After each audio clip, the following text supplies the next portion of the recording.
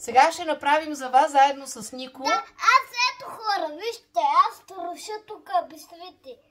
Ще направим най-лесната и любима от моето детство торта, бисквитена торта. В случая бисквитите не сме се ги направили, ние са прословутите бисквити закуска, които всяко малко дете обича. И крема е любимия крем на моята майка с 1 литър мляко, с 2 яйца, с нишесте, с захар, с натурално какао, с масло и с ванилия. Така че хайде сега хора да направим нашия крем. Аз работя с млековарка, хапнали. Добре, сега тази се отдели. В млековарката имаме вътре вода, знаете, от тук се сипва вода, иначе се казва водна баня. Така, оп, това не се вижда. Намалям ето така ситуацията. Чуквам си 2 яйца. Знам, че са ми пресни, затова си ги чуквам директно в млековарката. Иначе в купичка знаете, че се чукват и яйчицата. Да ги видите дали всичко им е наред и така продължавате. След което 2 яйца, 8 лъжици захар, 1, Сега 2, толкова, нали? 3. Всичките ще ги натрушиш. 4, 5, 6, 7, 8. След което 6 лъжици нишесте. Вече съм си го изкарала. След което 2 лъжици натурално хубаво какао. Ето хора, както виждате... Една по една взимай, бабо. Тази, която хапваш. Както виждате, аз чупя бисквити. Така. Сега хубаво се разбърквате.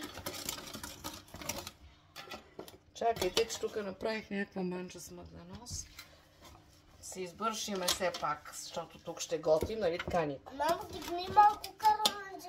Ето, дигам, бабо, малко е така камерата, за да те виждат хората. Айде. Сега си разбъркваме хубаво, ето тук всичко това сместа в... Това е там стара тенджера. Това не е стара тенджера, това, бабо, се нарича млековарка. Едно време, за да не... в такива млековарки варяхме млякото, както и крема. В случая правим крем, защото тази млековарка има двойно дъно. Погледни за секунда. Виждаш ли тук ето това? От тук се сипва вода, защото вътре има второ дъно и това се нарича наводна баня. Правиш крема на водна баня, за да не ти загаря на дъното на тенджерата. Ето сега хора, и това много хубавичко е така. Малко по малко си го разбърквате. След което си отваряте едно прясно мляко. Малко по малко наливате. Не. От това не дай, направила съм ти на тебе чай. Друго мляко имам, че 100 литър ми трябва за крема. Имам друго мляко, обаче ще нали чай, че съм ти направила да пиеш. След чай си. След чайчето и малко мляко. Ей така хубаво разбърквате, за да стане наистина една хубава гладка смес. Добре, тези по-големите може да ги начупиш още на малко. На по-малки, е така бал. Важното е да не е на пясък. Тази торта е бърза, защото не редим бисквитите, не ги топим в мляко с захар и един ред бисквити, ред крем, бисквити, крем. Можете и така да я направите. Аз година ред я правих така. Докато не открих много по-лесния вариант, при който не използвам допълнително мляко и допълнителна захар. Ей така, както Нико ги троши. Виждате ли как ги троши? Както ги троши, директно сипвам готовия крем. Разбърквам, оставям в хладилника и айде. Така. Цялото мляко, аз затова ти казах, бабо, че от това мляко не мога да ти дам. И сега си включваме Нико котлона, бабо. Айде на макс на 9. Ето вътрешния котлон сме сложили. Ето, виждаш ли? Тук вътре има вода. И сега този крем, докато се сгъсти, опа, нещо много разливам. Докато се сгъсти, е важно да го бъркате. Така. Добавяте ванилия, като можете да изберете. Ако нямате ванилия на шушулка, купете си хубава течна ванилия и добавете ванилия в крема, докато го бъркате, за да се сгъсти. Маслото, което виждате, ще бъде добавено накрая. Много по-бързо ви се сгъстява крема, когато го правите с несесте, а не с брашно. Когато крема ви е готов, махате го от котлона и добавяте 125 грама масло. Това е моята доза. Вие ако решите, сложете по-малко, но знаете, колкото повече масло, толкова по-вкусно ви е всяко ястие, което правите. И идва най-лесната част, а тя е да си вземете тавичката с бисквитите, да изсипете отгоре крема и много хубаво да разбърквате всичко заедно.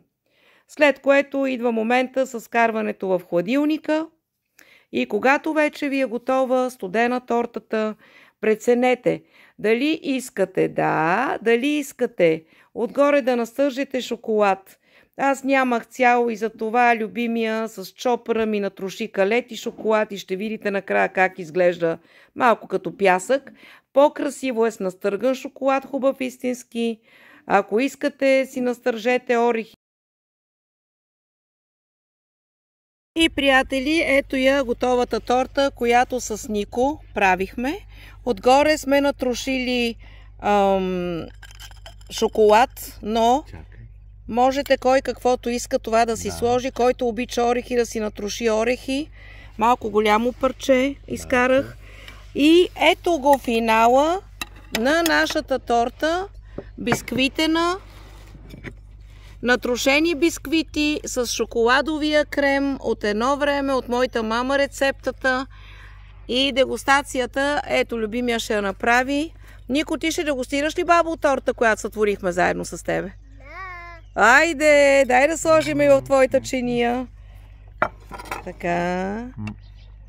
Чакайте сега, пробвам се. Отгоре придава завършения вид. Шоколада е черен, не знам какъв вид предава. И сега се чуя дали няма на мен да ми е горчиво. Нищо няма да ти е горчиво, чакай да обереме така е тук. Да. Нико, айде бабо, защото това е сутринта, се прави видеото, което означава, че ни е малко рано и вижте къде се намираме. Намираме се под ябълката, пред нашия вход на къщата. Нико първо мирише, както знаете, и след което детето яде. Момчетата хапват. Тук съм направила любими, сложила съм захар, мляко, а това ни е кафето. Харесва ли ти, бабо, тортата? Ние двамата я направихме вчера. Така че, браво на вас. Един природен поздрав, но, както знаете, сутрин не се започва с сладко, започва се с солено. Бабо, Кажи какво усеща. Чакай да завъртя камерата към тебе. усещам вкуса на най-вкусните бисквитки. Най-вкусните бисквитки. Пред това не сме ги правили ние в чоколати. Да. Но пък ние в чоколати правим ето това лешниково пралине на шеф Мирчев, което е толкова истинско, че няма как накрая с една филийка хляб, чоколад и пралине да не опитаме. Защото сега тук идва, разбира се, първата ни част, която тепърва ще се слага на масата. Трябва да имаме зеленчуци, имаме протеин, моцарелка, масълцето, което е мазнината, плюс хубавото хлебче с квас, което тази нощ пекох. Това не го коментираме. Никола още не може да свикне с хляба с квас. Така че, дружина, прекрасна и засмяна. Връщам камерата с всички нас да ви пожелаеме. Правете си вкусотийки у дома. Ако не умеете, идвайте в чоколад и стига да сте в София и си купувайте от нашите прекрасни десерти. Бон апети!